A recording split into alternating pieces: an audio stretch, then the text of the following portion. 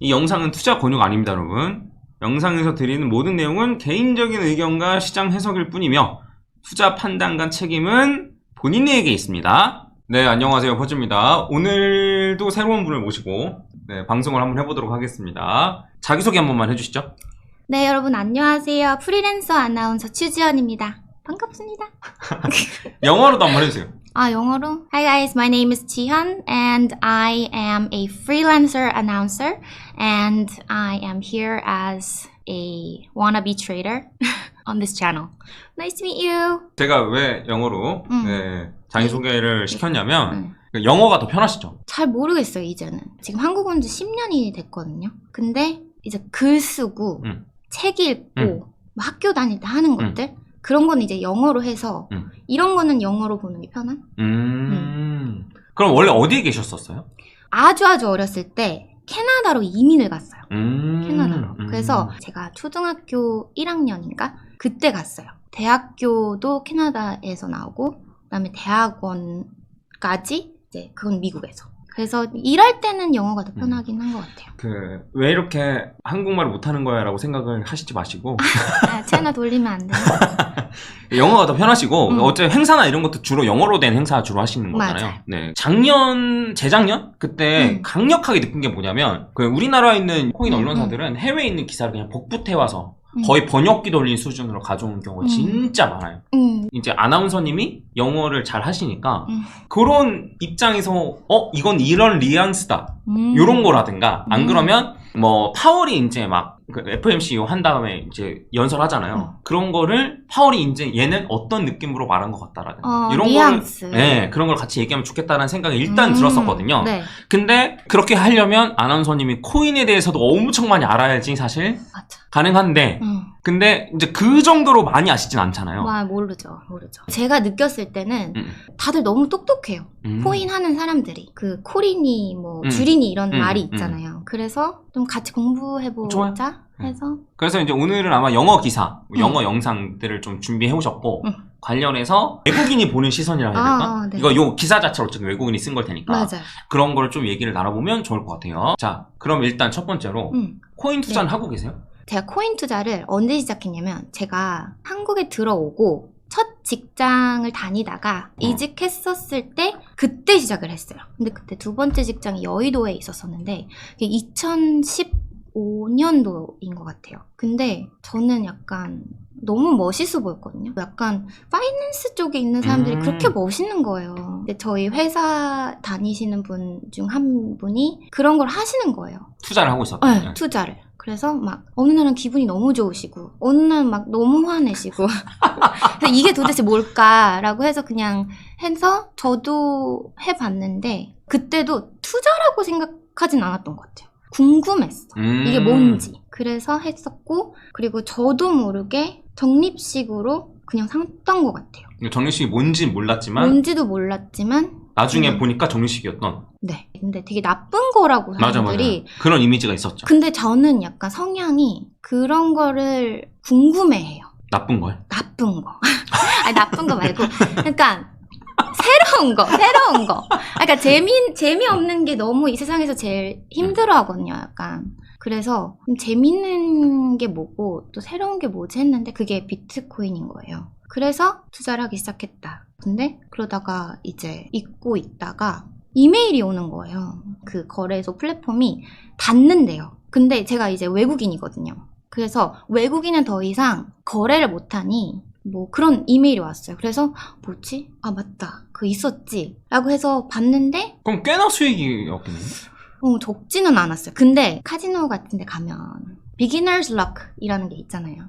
그러니까 처음에 오면은 왠지 이렇게 잘 되는 초심자의 행운. 그거요. 그래서 저는 그게 그거라고 생각했어요. 그때 뭐 열심히 알아보지 않고 그냥 그런가 보다. 그런가 보다. 그런가 보다 하고 그냥 뒀다가 이제 최근에 제가 이제 다시 관심을 갖게 됐어요. 왜 최근에 다시 관심을 갖게 된 거예요? 왜냐하면 제가 약간 한 5년 정도를 좀 아팠어요. 그래서 세상이랑 좀 멀어져 있었거든요. 근데 어떤 분이 챗GPT라는 게 있다는 거예요. 그래서 막 쓰기 시작했는데 너무 재밌는 거야. 저는 평상시 궁금한 게 너무 많거든요. 근데 이제 제 주변 친구들은 제가 뭐 물어보면 이제 더 이상 대답해주질 않아요. 저는 그냥 끊임이 없어요. 그 질문들이. 근데 그게 너무 랜덤해. 그래서 챗GPT를 만났는데 얘가 다 대답해주는 거예요. 너무 친절하게. 그래서 아무튼 그랬는데 이제 그분이 약간 그런 트레이딩 하시는 분인 거예요. 이걸 얘기해준 분이. 그래서 이런 게 있었지 참 하고 봤는데, 그러니까 저는 여태까지 몰랐지만 이 비트코인이라는 거랑 크립토라는 거에 대해서 저랑 너무 잘 맞는 거예요.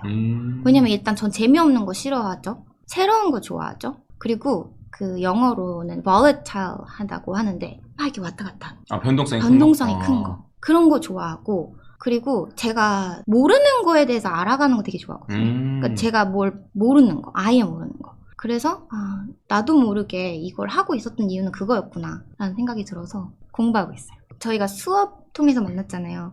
진짜 재밌었어요. 조금 어려웠죠, 근데. 항상 어려워요. 근데 그 어려워서 좋은 것 같아요. 그러니까 너무 쉬운 건 재미가 없어요. 그래서 그 크립토를 시작을 했던 것도 있고. 준비한 거랑 볼까요, 그러면? 이거는 제가 왜 갖고 왔냐면 이 더닝 크루거 효과 들어보셨나요? 전 못 들어봤어요. 심리학 쪽에서 되게 유명한 차트예요. 이게 지식, 이게 확신. 저도 봤어요. 알죠? 네. 그러니까 지식이 없는 사람들이 확신이 더 높은 거예요. 대학생, 대학원생도 마찬가지잖아요. 내가 대학생 때는 다 아는 줄 알았는데 맞아요. 대학원 가니까 난 아무것도 모르는 거였고 맞아요. 박사하면 내가 뭘 모르는지 아는 정도. 맞아요. 막 이런 식으로 얘기를 하잖아요. 맞아요. 저의 목표는 이건 크립토뿐만이 아니라 뭐든지 약간 그냥 계속 이쪽으로 가기. 그래서 이걸 한번 가지고 와봤어요. 그래서 우리 목표 여기 같이 가자. 저도 이제 이런 생각을 하게 되는 타이밍이 있었거든요. 나는 잘해. 맨 처음에 내가 투자를 저는 되게 잘해서 제가 돈을 번 줄 알았는데 사실 보니까 그냥 시장이 좋은 거였어요. 퇴사를 하고 나서 이제 투자를 해서 제 생활비를 벌어야 되니까 너무 어렵고 힘든 거예요. 그래서 사실 유튜브를 시작했던 것도 있고 이제 어느 정도 좀 내가 알게 된 것 같다 라고 생각을 했는데, 제가 투자를 하는 것과 저를 따라오는 사람들까지 돈을 벌게 해주는 것과는 또 다른 얘기더라고요. 내가 잘하는 것과 가르쳐주는 건 다른 영역이니까. 맞아. 다 따라한다 해도 어쩔 땐 내 마음대로 하고 싶을 때가 있잖아요. 맞아. 그때 이제 요때 이제 내가 이 사람보다 잘하겠다. 맞아. 저한테 수강하고 나서 가끔씩 그러시는 분들 계세요. 야, 환불해줘라. 내가 너보다 잘하는 것 같다. 진짜요? 환불해줘요. 어머. 그러면 6개월 뒤에 다시 수강하겠다. 저도 사실 단타보다는 장투로 돈을 더 많이 벌었거든요. 그래서 저도 중장기적으로 하는 게 좋다라고 얘기를 여러 번 했었었는데 그거 오래 기다리기 힘들죠. 맞아요. 그리고 사람들이 안 좋아했어. 저는 구독자가 안 늘 걸 각오하고 그렇게 했던 거였어요. 몇 년도부터 이거 시작하신 거예요? 유튜브요? 네. 유튜브는 이제 18년 정도. 아하. 네. 이런 거에 공감해 주는 사람이 많아져서 그래도 이 정도 구독자를 모았던 거였죠. 그러게요. 네. 덜 외로우실 것 같아요. 우리나라 사람들이 특징이 제가 느꼈을 때 약간 파이어를 너무 좋아해요. 그러니까 예를 들어 테슬라가 있다. 그러면 테슬라를 사진 않아요. 맞아요. 3배 레버리지 사잖아요. 무조건. 근데 이거는 좀 약간 넣어놓고 저처럼 약간 잊어버리던지. 맞아요. 차라리 그게. 아니면 나오게 돼 있다. 아무튼 뭐 얘기가 좀 나와서 얘기했는데 준비한 걸 한번 해볼까요 이제? 네. 첫 번째 뉴스인데 이걸 고르는 게 진짜 힘들었어요. 왜냐면 어떤 게 중요한 뉴스인지 모르겠는 거예요. 근데 그때 항상 얘기해 주시는 거. 서플라이 앤 디맨드가 중요하다. 맞아. 수요와 공급. 이게 완전 핵심이에요. 이게 중요하고 안 중요하고 가르는 거예요. 그래서 그런 거 위주로 한번 찾아보자 라고 해서 가지고 온 게 이 첫 번째. 이게 이제 policy, 규제 쪽인데 그 제목부터 약간 강렬하죠. 약간 Crypto's time has come. 약간 드디어 올 게 왔다라는 느낌이거든요. 드디어 왔다. 에킨스가 한 말이에요, 이게. SEC 의장. 의장이. 네. 그래서 이 첫 번째 포인트는 펄 애킨스가 파리에서 프로젝트 크립토, 그러니까 이거를 어떻게 하겠다? 익스펜드 하겠다. 확대하겠다. 프로젝트 크립토를.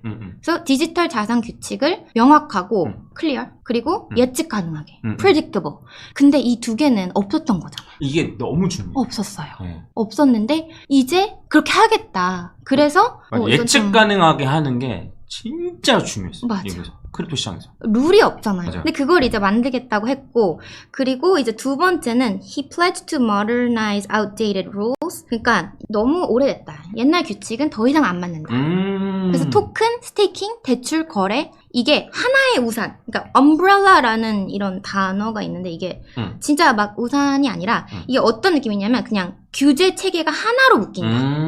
그러니까 올인원, 통합 체계가 묶겠다. 이게 이제 두 번째 포인트였어요. 세 번째 포인트 이것도 되게 커요. Tokens are not securities and promise clarity on custody. 그러니까 이게 대부분 토큰은 증권이 아니다라고 했잖아요. 근데 이것도 약간 파격 발언 아닌가요? 그쵸. 그죠? 저는 그 증권을 영어로 했을 때 저건 줄 몰랐어요. 아, 증권. 그러니까 이게 security라고 하면은 약간 보안인데. 맞아요. 저도. 그래서 갑자기 웬 보안이었는데 이게 securities 이게 그 plural로 되면은 증권이라는 뜻이에요. 그래서 대부분은 토큰이 증권이 아니고 그러니까 주식 취급을 하지 않겠다. 그래서 이런 보관 규칙 뭐 토큰화 증권도 우리가 명확하게 해줄게. 그래서 내 코인이 갑자기 내일 아침에 규제 맞는 거 아니야? 이런 고민 안 해도 된다. 맞아요. 예, 이게 이제 세 번째 포인트. 이게 언제 기사죠? 기사가 9월 13일. 네, 13일. 언제죠 이게? 그러면은, 이틀 전이요. 네, 이틀 전. 근데 내용 자체는 진짜 중요한 내용. 완전 이게 크죠? 너무나 중요한 내용이에요. 이거 넘버원인 것 같아요. 네. 예측이 불가능했던 게 너무 컸었어요. 맞아요. 그 크립토 프로젝트들도 뭘 하려고 하면은 이거 일단 해도 되는 거야? 근데 지금 미국의 스탠스는 그동안 뭐였냐면 일단 해보고 맞아. 아니다 싶으면 때려버린다. 맞아요. 그러니까, 자기 마음대로야. 그래서 이게 내가 생각했을 땐 아닌 것 같은데 응. 근데 해놓고 보니까 SEC가 뭐라 지랄해. 맞아. 그리고 원래 SEC가 이런 입장이 아니었잖아요. 맞아. 근데 네. 반대편에 있었잖아요. 근데 이제 좋아졌죠? 예측 가능성이 그리고 또 뭐에서 중요하냐면 기관이나 이런 데서 기업에서 그 코인 쪽 투자를 할 때도 굉장히 중요해요. 맞아요. 왜냐면 진짜 그럴 것 같아요. 그리고 또 이제 거기에 클래리티가 있으니까 더 큰 자산이 이제 들어오는. 그쵸. 그리고 그 이제 흔히들 호재라고 하면 어느 기업이랑 약간 협업, 약간 이런 걸 되게 큰 호재라고 얘기하는데 그런 것도 훨씬 더 많이 나올 거예요. 이런 규제가 예측 가능해진 게 생기면. 그래서 그 SEC 의장 입에서 이런 얘기가 나온 거는 정말 중요하다. 맞아. 네, 정말 중요한 거였고 그 다음에 아까 이것도 전 진짜 중요하다고 생각했어요. 그 우산으로 해서 지금 이제 현물 ETF가 승인되는데 되게 애매한 부분이 뭐냐면 스테이킹 관련된 부분이에요. 네. 그럼 코인은 증권이 아닌데 근데 스테이킹으로 주는 보상은 아무리 봐도 배당 같은 거예요. 그래서 이건 배당 같은데? 그럼 주식인가? 주식은 증권인데? 가 되는 거예요. 그러니까 스테이킹이라는 개념 자체는 완전 새로운 개념인데 이걸 기존에 있는 거에다가 합쳐놓고 보려니까 이게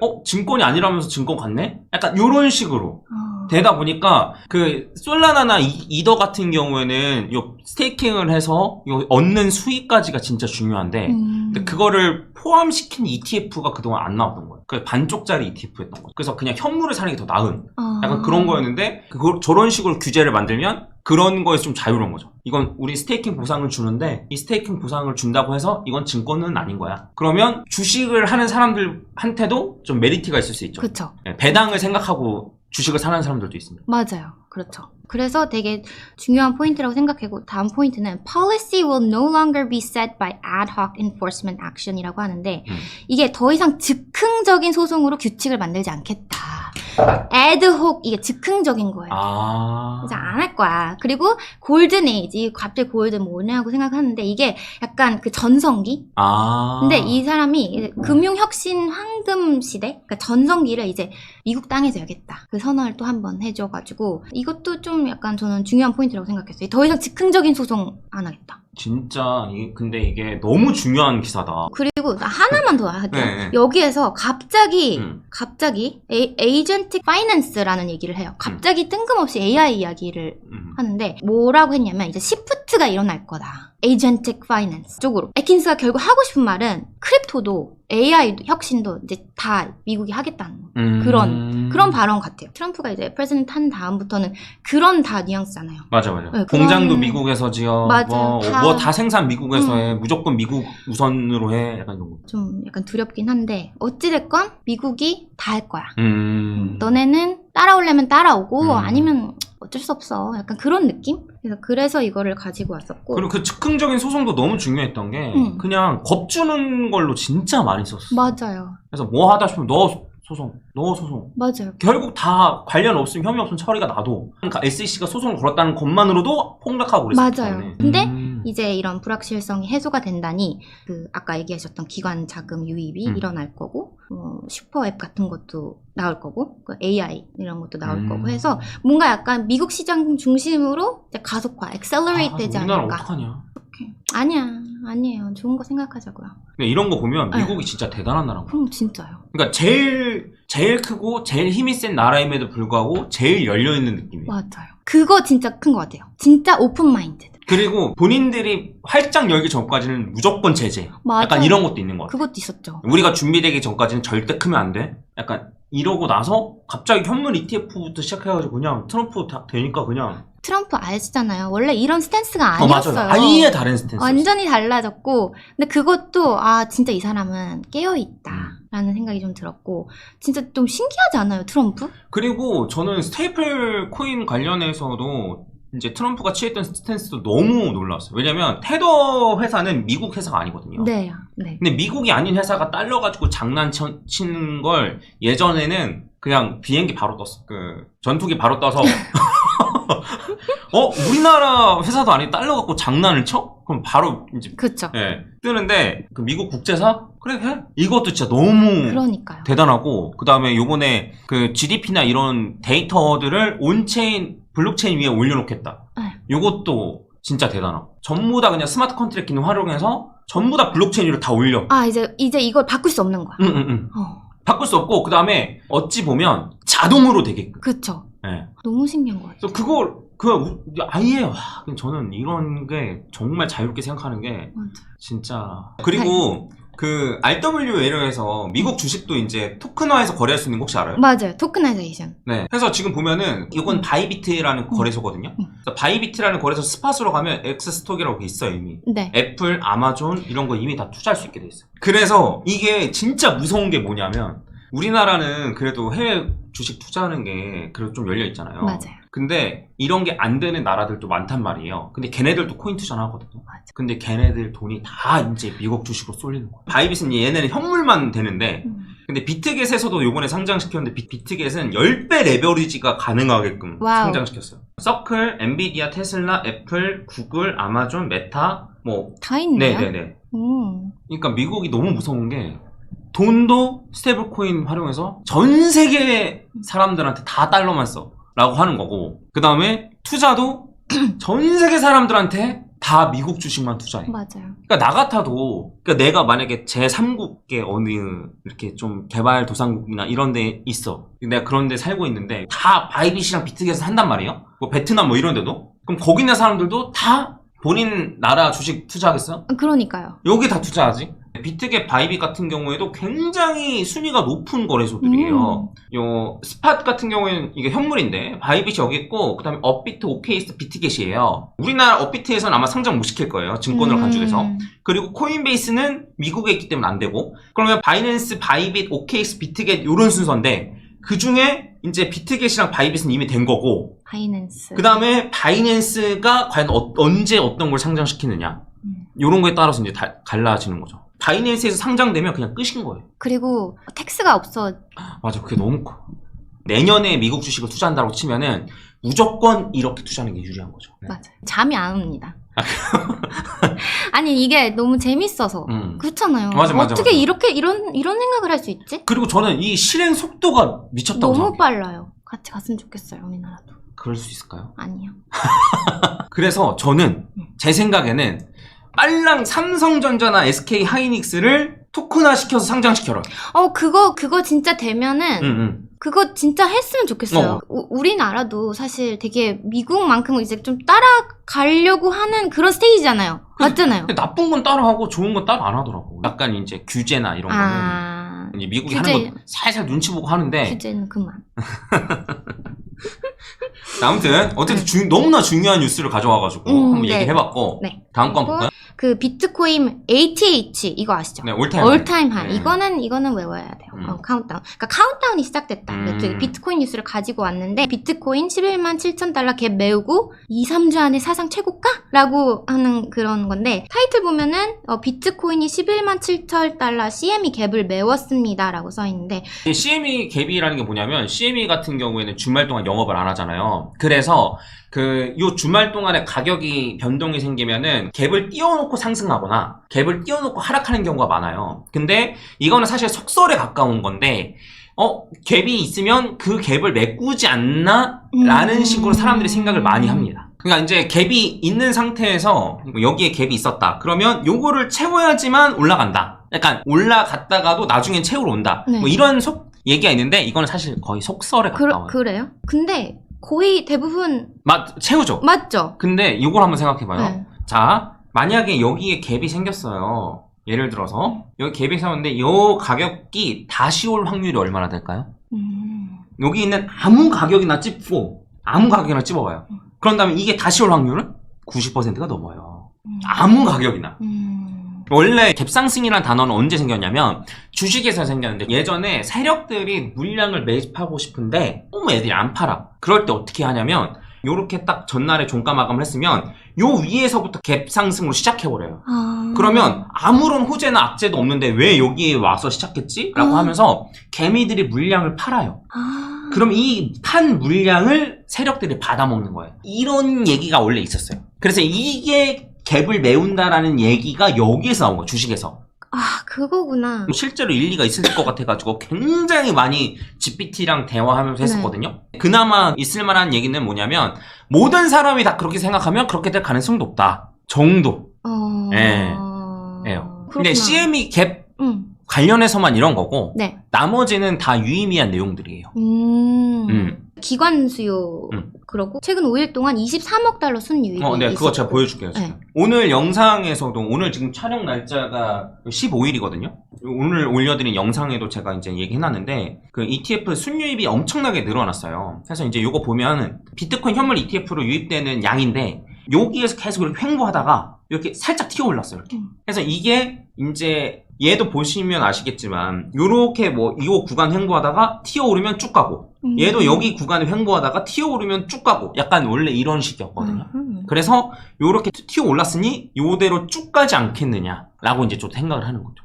네. 그리고 최근에 들어온 걸 보면은 엄청나게 많은 양이 들어오기도 했고. 네. 그리고 또 이번 주 빅 이벤트가 있잖아요. 그리고 금리 인하를 할 거다라는 게 이제 거의 확실하고. 네. 그래서 여기는 심지어 뭐라고 써있냐면, 우리 폴리마켓 가면 그게 좀 다른데 100%라는 말을 해요. 금리 인하 확률. 네, 금리 인하 확률을. 근데 폴리마켓은 약간 왜 다르냐면 역배팅을 하는 사람이 있어서 그래요. 맞아요. 폴리마켓은 폴리마켓은 그렇죠. 도박 사이트이기 때문에 혹시나 금리 인하 안 하면 대박을 먹게끔 먹으려는 사람이 있어서 약간이 그런 사람들이 있는 것일 뿐, 근데 금리 인하 확률은 거의 100%라고 100%. 봐야죠, 사실. 그래서 우리는 카운트다운이 들어갔다. 그래서 2, 3주 안에 ATH, all time high 간다. 저도 제가 생각했던 요 사이클? 네. 요런 걸 생각하면 빨리 올라야 돼요. 제가 생각했던 시나리오대로 가려면. 네. 시나리오 다시 한번 얘기해 주시면 안 돼요? 10월이나 11월 정도에 비트코인 고점을 찍고, 한 25만 달러 정도. 지금의 2배 정도를 찍고, 그 다음에 한두 달 정도 뒤에 알트코인이 폭발하는. 비트코인이 먼저 이제 lead the way 하고, 비트코인 약간 아빠가 먼저 가고, 그 다음에 엄마 따라가고, 엄마는 약간 리더 그쵸. 하고, 그 다음에 그런 다른 알트코인들이 같이 간다라고 하는데, 지금 알트코인이 비트코인보다 오를 때가 있었잖아요. 맞죠. 네. 이거는 왜 그런 거예요? 그거는 어느 정도 키 맞추기를 하는 거예요. 그러니까 이더 같은 경우에도 최근에 엄청 많이 올랐고, 그 다음에 도지코인도 최근에 많이 올랐고, 맞아요. 그랬는데 그렇게 해봤자 떨어진 비트코인 도미넌스는 요 정도밖에 안 돼요. 그러니까 원래는 알트 불장이면 도미넌스가 이렇게 떨어져야 돼요. 이렇게 떨어져야 되는데 기껏 해봐야 떨어진 게 이것밖에 안 된단 말이에요. 그러니까 이것보다 훨씬 폭발적으로 오르는 알트 불장이 아직 남아있는 거예요. 얘가 도미넌스가 여기서부터 여기까지 떨어져야 되니까. 그렇구나. 그리고 이제 차트를, 진짜 차트 저 진짜 보고 싶거든요. 모르겠어. 진짜. 그 차트를 정말 보고 싶으면 차트가 왜 맞을까부터 한번 고민해봐야 돼요. 차트가 왜 맞을까? 네. 차트가 왜 맞는지를 잠깐 간단하게만 설명하면, 그림 그리기라고 생각하는 사람들이 있는데 유구한 패턴이 있어요. 뭐냐면 여기 고점 찍고 조정받은 다음에 요 고점을 뚫고 올라가면 급등해요. 여기 고점을 뚫고 이렇게 올라가잖아요? 급등해요. 근데 이제 비트코인도 계속 그러한 현상들이 반복됐었어요. 그래서 여기서 얘 뚫고 올라가면 급등하죠. 이런 식으로. 근데 이게 비트코인만 해당하는 패턴이 아니에요. 금에도 이런 패턴이 진짜 많고요. 나스닥에도 이런 패턴이 진짜 많아요. 왜 이런 패턴이 반복되는지에 대해서 생각을 해보면 맥스웰 볼츠만 분포를 따른다고 얘기하는데 예를 들어 여기 딱 고점 근처까지 갔어. 그러면 투자하는 사람들 중에 예를 들어 30%는 빠져나와. 그 다음에 뚫고 올라가면 뭐 한 50%는 추격 매수해. 나머지 뭐 한 20%는 뭐 분할로 매수해. 이런 게 일정 비율이 다 똑같다는 거예요. 금을 투자하는 사람도 여기 뚫고 올라가면 30%는 어떻게 하고 50%는 어떻게 하고 20%는 어떻게 하고 나스닥도 마찬가지고. 그래서 그렇게 사람들의 심리가 모이니까 비슷한 패턴이 반복된다. 아하. 그래서 그 비슷한 패턴을 약간 알기 쉽게 그림으로 그려놓은 게 엘리엇 파동이나 그다음에 뭐 헤드앤숄더 패턴이나 네. 뭐 이런 식으로 아하. 그런 자주 사람 반복되는 패턴을 이제 요 차트라고 하는 거예요. 그러니까 왜 저 그리기가 맞아라고 할 게 아니고 예전에도 그랬고 지금도 그랬어. 왜 예전에도 투자하는 사람들은 다 이런 생각이었어. 지금도 투자하는 사람들은 다 이런 사람들이야. 그러니까 그게 반복되는 거야. 이거를 좀 더 확장시키면 어떻게 생각할 수 있냐면 경제 위기가 다시 안 올 거라는 사람들이 있었어요. 왜 2000년, 2008년에 금융위기를 겪고 나서 사람들이 이미 학습을 했다. 나라들도 다 학습을 했기 때문에 경제 위기 안 온다. 네. 안 왔어요? 맞죠. 맞잖아요.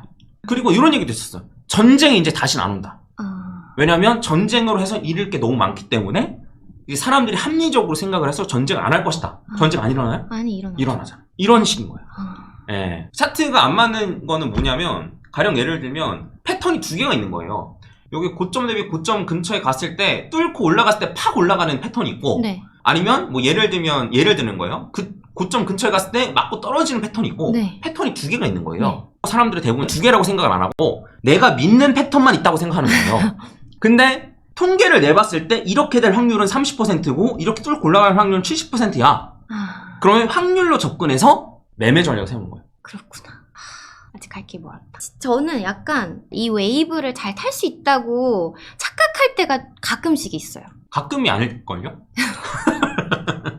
근데 이게 레버리지만 안 쓰면 사실 괜찮아요. 그쵸. 근데 레버리지가 진짜 무서운 게 몇 번 매매를 맞추잖아요. 몇 번 매매를 맞추면 내가 지금 2배로 들어갔는데 5배로 들어갔으면 수익이 얼마였는데 점점 이제 올라가는 거죠. 10배로 10배. 했으면 수익이 얼마였는데 근데 아까 전에도 이제 확률이라 그랬잖아요. 30% 70% 근데 70%만 계속 갔어. 근데 그거 해가지고 계속 맞췄다가 내가 돈을 제일 많이 걸었을 때 그 30%의 확률로 간단 말이야. 근데 그거를 그냥 배율만 잘 하거나 안 그러면 맨 처음에 100달러로 시작했으면 계속 100달러로만 매매했으면 한 번 잃고 땡이야. 근데 100달러로 계속해요? 아니죠. 바뀌어요. 100달러로 200달러 만들면 200달러로 하고 200달러에서 1000달러 만들면 1000달러로 하고 그렇죠. 배율도 계속 높이고 그러다 보니까 그렇게 되는 거지. 다음 거 이제 약간 연결이 되는데 이 기사가 밈코인에 대해서. 그래서 이걸 번역하면 밈코인들이 랠리, 급등을 하고 있다. 왜? 아까 얘기했던 그런 연준금리 인하랑 알트코인 ETF에 베팅을 하면서 급등을 하고 있는데 그 기대감이 붙은 거잖아요. 그래서 Fed rate, interest rate cut 이게 첫 번째. 금리나. 그래서 당연히 위험 자산들을 선호한다. risk appetite이라고 하거든요. risk appetite. 근데 이런 거를 찾는 사람들이 더 많다. 위험 자산 선호. 맞아요. 선호를 하고 있다. 그리고 음. 비트코인 시장 점유율이 네, 도미넌스가 떨어졌다는 소리죠. 떨어졌다. 그래서 지금이 알트 시즌 시그널을 조금씩 보내고 있다. 라고 하고 그 다음에 ETF의 가능성. 그래서 알트들이 간다. 일단은 도지코인은 그 ETF가 거의 승인됐다고 봐야 돼요. 그러니까 솔라나도 ETF가 승인됐거든요. 근데 이제 솔라나 ETF, 현물 ETF가 승인된 건데 솔라나 스팟이랑 스테이킹이랑 합쳐가지고 그래서 나온 거라 현물 ETF가 아니라는 얘기가 있더라고요. 근데 그건 말이 안 되거든요. 그러니까 말장난이 말장난. 그러니까 어쨌든 솔라나 현물 ETF가 승인이 됐는데 솔라나 현물 ETF를 만든 회사에서 도지 현물 ETF가 제가 알기로는 18일인가? 그때부터 이제 그 거래가 돼요. 그래서 도지 현물 ETF가 이제 거의 승인이 됐다고 봐야 돼요. 오. 네. 그러면 진입 장벽이 낮아지니까? 그쵸. 이제 솔라나 같은 경우에도 그래서 여기 보면은 아까 전에 이더리움 현물 ETF 유입량 했을 때처럼 여기에 솔라나가 있어요. 그래서 이 솔라나 클릭하면 이 회사에서 이렇게 계속 유입된 게 나와요. 많이 올라간 코인들이 많이 올라갔던 패턴을 살펴보면 어떤 식으로 올라가냐면 현물 ETF 승인 1번이고 그 다음에 뭘 하냐면 그 코인을 사는 기업들이 생겨요. 아, 그렇죠. 그 비트코인은 스트래티지가 네. 있고, 그 다음에 이더리움 같은 경우에는 비트마인이나, 그 다음에 셔플링크 게이밍, 이런 식으로 그 코인을 사는 게 전략인. 맞아. 그 회사의 전략이 그런 걸 사는 거인. 그러한 회사들이 생겨요. 그리고 솔라나가 최근에 올랐던 건 솔라나 현물 ETF도 승인돼 있는 상태에 솔라나를 그렇게 매집하려고 준비하는 회사들이 생기면서 솔라나의 가격이 급등했거든요. 그래서 지금 어쨌든 두 가지 호재가 거의 무조건 있는 거예요. 뭐냐면 현물 ETF 승인, 그러니까 메이저 코인들은 현물 ETF 승인과 그 코인을 회사의 자산을 편입하는 게 그 회사의 전략인 그런 식으로 요 두 개가 어쨌든 엄청나게 큰 호재고 그런 게 나오면 계속 올라가는 거야. 떨어지면 사고 떨어지면 사고 떨어지면 사니까. 도지가 현물 ETF가 승인된다는 것도 되게 사람들이 약간 물음표였어. 그쵸. 네, 민코인인데 어떻게 현물 어떡해. ETF가 돼? 그렇죠. 근데 도지가 된 걸 보니까 아 다른 민코인도 충분히 될 수 있겠구나. 도지코인이 많이 상승했잖아요. 맞아요. 네. 제목부터 보면 도지코인이 일주일 만에 40%를 폭등을 했는데 여기서는 목표가를 막 얘기해줘. 목표가는 60센트다. 도지코인 차트가 이래요. 하나가 주봉인데 그 지난주 올라간 게 요만큼이야. 아, 그러네요. 그러니까 이렇게 많이 올라가고 이렇게 많이 떨어진 거에 비해서는 많이 안 올랐어. 그러네요. 0.6달러라고 해봐야 여기야. 네. 백테스팅이라고 하잖아요. 네. 그거는 어떻게 하는 거예요? 그냥 본인의 매매 전략을 세우면 네. 그 매매 전략대로 이제 계속 해보는 거죠. 트레이딩 뷰 해서 보면은 예전에 시간을 돌리는 기능이 있거든요. 바 리플레이 이렇게 있잖아요. 그럼 바 리플레이로 해서 한 이쯤 찍어요. 이쯤 찍으면 차트가 이제 여기서부터 다시 시작되는 거예요. 그러면 이제 요거를 이제 1분으로 해서 곱하기 10으로 하니까 이제 요거 플레이 누르면 이렇게 간단 말이에요. 이렇게. 그러면 쭉 보면서 아 나라면 여기서 샀을 것 같아. 그럼 여기 표시해놔요. 그런 다음에 쭉 가다가 나라면 여기서 팔았을 것 같아 라고 하고 또 표시해놔요. 그런 식으로 이제 반복하는 거죠. 수동으로 하는 거죠. 전 이거를 거의 한 달에 한 번씩 해요. 네. 내 매매 전략이 과연 아직 유효한가에 대한 걸 끊임없이. 아, 진짜 이거는 정말 이렇게 공부했으면 그렇잖아요. 열정은 있는데 어려워서 포기하게 되는 것 같아요. 그래서 계속 공부하고 싶다. 그 다음에 또 여기선 또 RSI.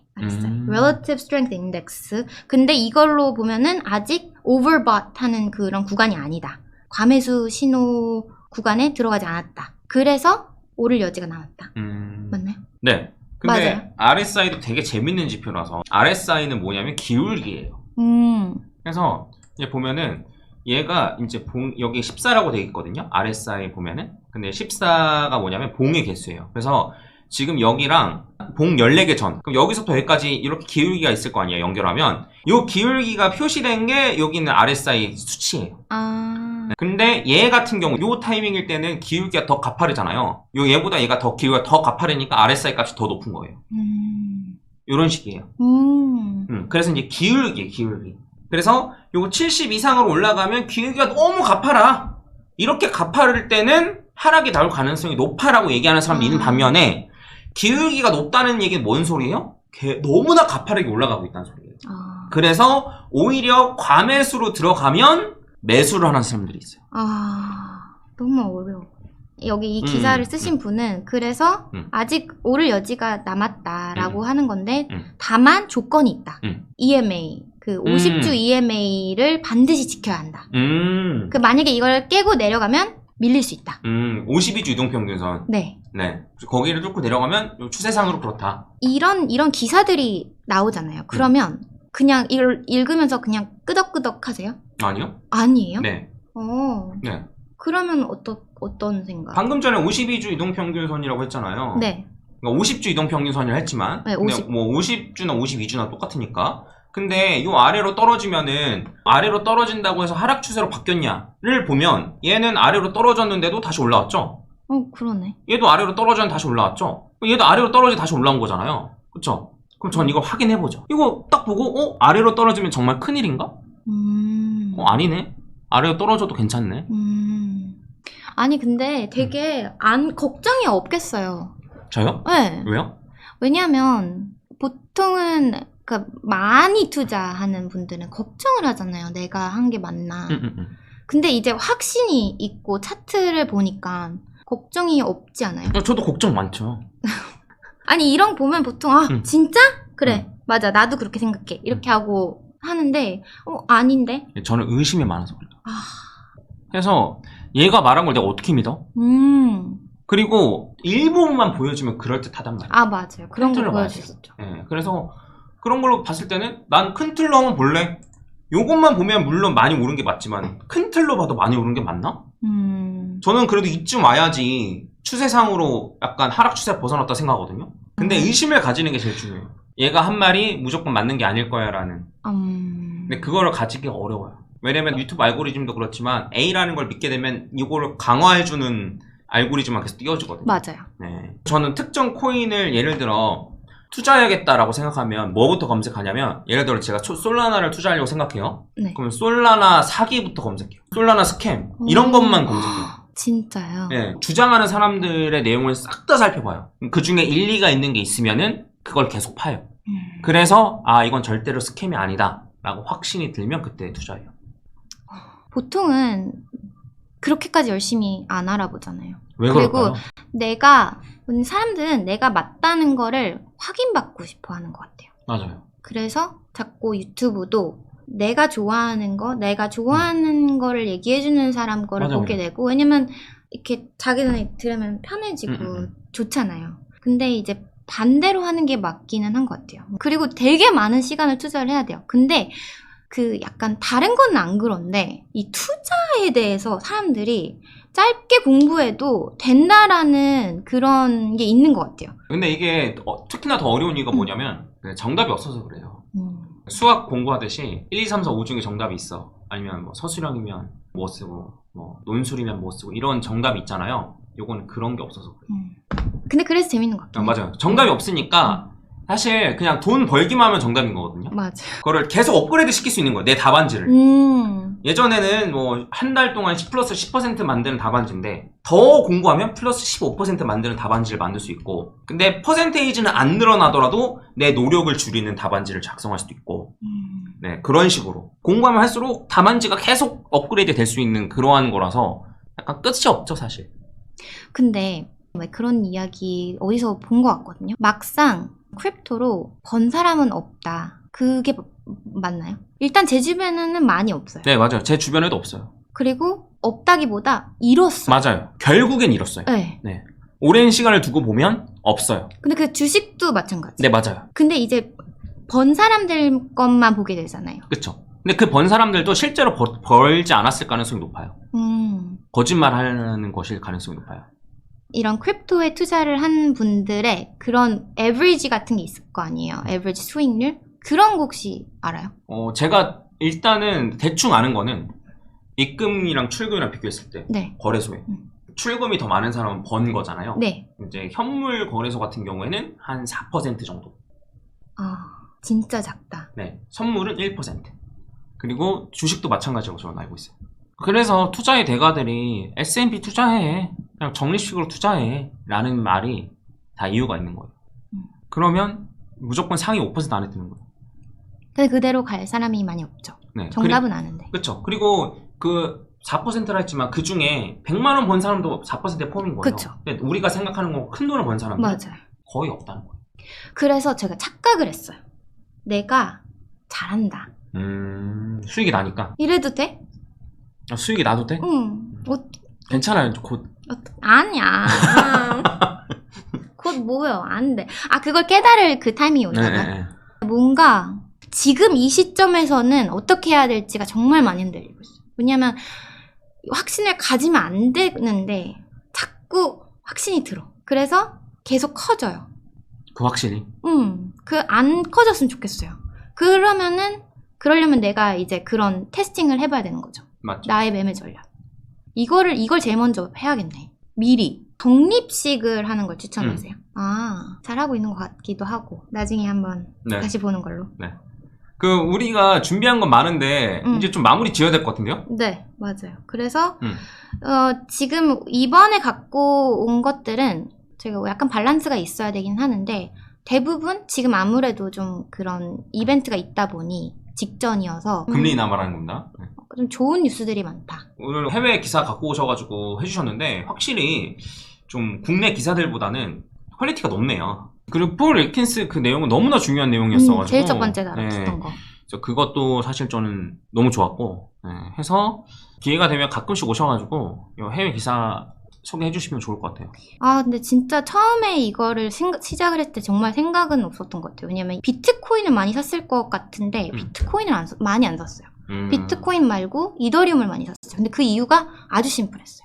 뭔데요? 그거를 만든 사람이 우리 학교를 나왔어요. 아, 비탈릭? 네. 오. 그래서 같은 학교를 나왔는데 약간 관두고 그래서 이 사람은 뭐가 있다. 걔는 천재. 이거 있다. 각자의 생존 방식을 찾는 거예요. 저는 뉴스로 매매하면 늦다고 생각한 거예요. 내 귀에 들어온 뉴스는 이미 선반영이 됐거나 아니면은 나를 털어먹으려는 누군가의 의도다. 의심. 네. 그렇기 때문에 그러면 나를 속일 수 없는 게 뭘까? 나를 네. 속일 수 없는 게 뭘까? 아니면 누구나한테 공평하게 주어진 데이터가 뭘까? 누구나 공평하게 볼 수 있는 데이터가 뭘까? 그게 차트라고 생각했던 거예요. 그래서 이제 차트를 열심히 공부해서 그 아까 전에 패턴을 찾아서 그 패턴대로 매매를 해야겠다. 근데 저도 맨 처음에 단타를 해서 벌기도 많이 벌었지만 이럴 때도 많았죠. 그래서 결국에는 이제 차트를 예측하는 거를 떠나서 매매 전략이 훨씬 중요하다. 그러니까 이걸 알아야 돼요. 물론 작은 변동성은 있겠지만 어차피 중장기로 보면 금리 인하하고 돈 풀릴 거 확정인데 그리고 트럼프는 중간선거 전에 자산의 가격을 띄워야 되고 주식 띄워야 되고 그럼 돈 푸는 거 확정인데 네. 그러면 돈 푸는 게 확정이면 지금 안 올라가면 나중에 올라가는 거고 지금 올라가면 좋은 거고 이렇게 되면 편안하게 굳이 CPI가 편안하게 코코넛. 요번에 파월이 무슨 얘기 하나 궁금하면 보겠지만 뭐 이것도 그러면 크게 그 비중을 두지 않고 있겠네요. 네, 이번 금리 인하는 전 이미 선반영됐다고 생각을 하고 다만 파월이 무슨 얘기를 할지 좀 중요하죠. 네. 맞아요. 약간 뜨뜨미지근하게 얘기할 수도 있잖아요. 근데 그것도 안 중요하다. 네, 파월이 무슨 얘기 하는지도 안 중요하다 사실. 돈이 풀릴 건 확정적이다. 이래서 제 생각에는 자주 오는 것 같아요. 이 채널에. 그 약간 듣고 있으면 약간 편안하게 잠들 수 있는?